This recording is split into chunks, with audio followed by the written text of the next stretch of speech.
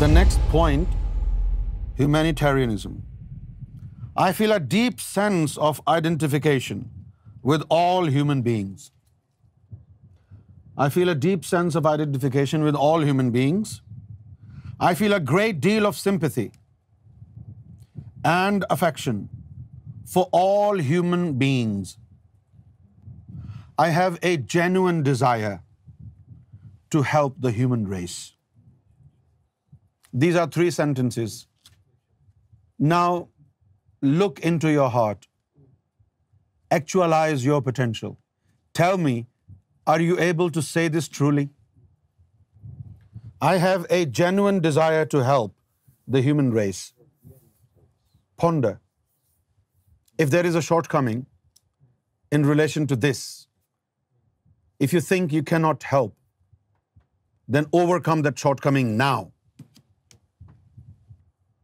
And come clean that you have a spiritual deficit in this field.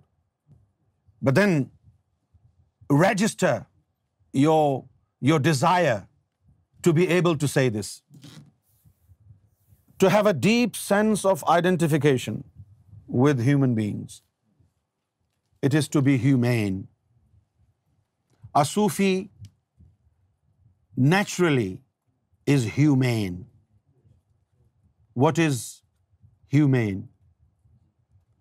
When you have a soft corner for human beings, when you have a kind heart for other fellow human beings, you are humane. Do you have soft corner for other human beings, regardless of their religion, regardless of the color of their skin, regardless of their culture, whether they cover their body or they do not cover it at all? Does it affect your acceptability? Make sure your acceptability is not affected by any religious, cultural, societal differences. If as a Hindu or a Muslim, your culture asks you to dress up properly, men and women, but people who live in the West, especially the women, if they do not cover their body properly according to your culture, in that scenario, do you have acceptability of such things which come from different cultures? And the difference of outfits does not affect on your kind nature, your humane ability to accept others? Or you only help those who are like your culture, who are like your religion? This is the question, because this is very deep. This is true enlightenment. And this is very shrewd. Shrewd in a sense. Accept yourself. We have this deficit in our behavior.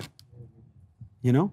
We close our eyes on our bedside and we never want to recognize our own bedside. We only recognize bedsides of others. But as a Sufi, we have to go through this process of self-actualization. And in this process of self-actualization, go through the anatomy of your character. Are you able to accept all sides of yourself or just the good side of yourself? All sides. So you need to know.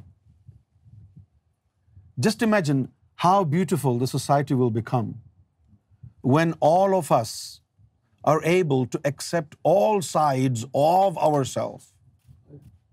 If this happens, then people will not taunt each other.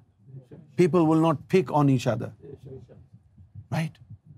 People will not persecute each other. Because we have accepted ourselves and we know, I have this problem. So does he have this problem. If the bedside in me does not stop me from pursuing in the way of God, why should I persecute him when he has the same problem? This will help bring equality. This will help bring hearts together. This will help build tolerance. We are intolerant in the societies today because we suffer from lack of acceptability in our life. This may not sound as spiritual, but this is what it is.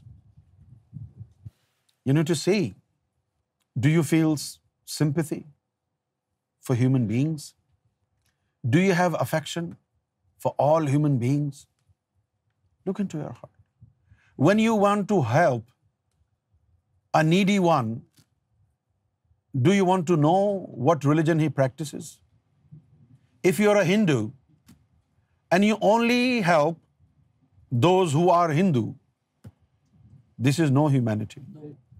If you're a Muslim and you want to help the needy ones, but before you help them, you want to know if they are Muslims, this is not virtue. A true human being is one who helps all human beings, regardless of their societal differences, regardless of their religious differences. In order to qualify to be a human being, you need to make sure that when you help others, you don't want to know who they are. You don't want to know what culture or society or religion they come from.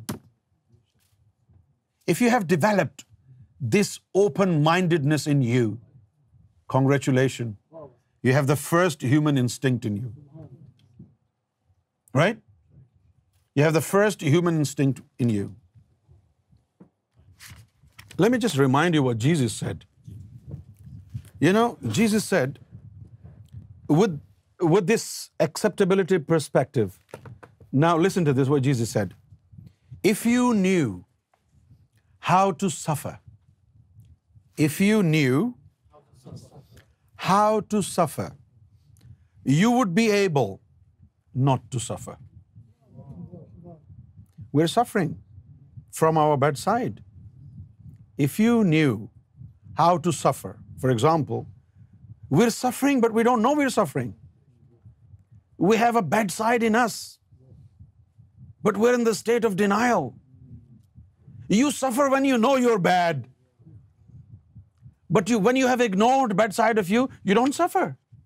You don't know how to suffer. How to suffer? To know your bad side is to suffer. Because when the evil whispers come to your heart, don't you suffer? Why? Why the wrong thoughts are coming to my mind? Why? This is suffering. Then you suffer. And when you suffer, you beseech to the Lord, I don't want this. And then the Lord tells you, this is how to avoid. So in the beginning, you knew the suffering. Only then you came to know how not to suffer. Keep your heart focused on divinity and light. And this is how the evil whispers will get burnt before they arrive at your heart. This is how to avoid suffering. So Jesus said, if you knew how to suffer, you would be able not to suffer. So learn how to suffer. So learn how to suffer, and you will be able not to suffer. And then Jesus said, one who knows everything, one who knows everything but lacks in oneself.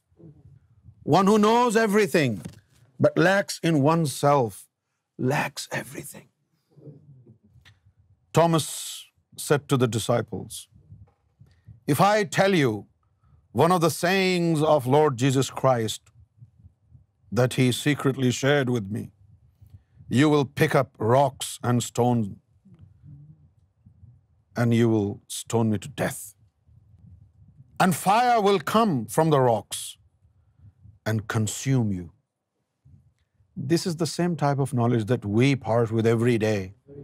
This is why we have a very fierce opposition from people who suffer from non-acceptability of their own being. This is the result.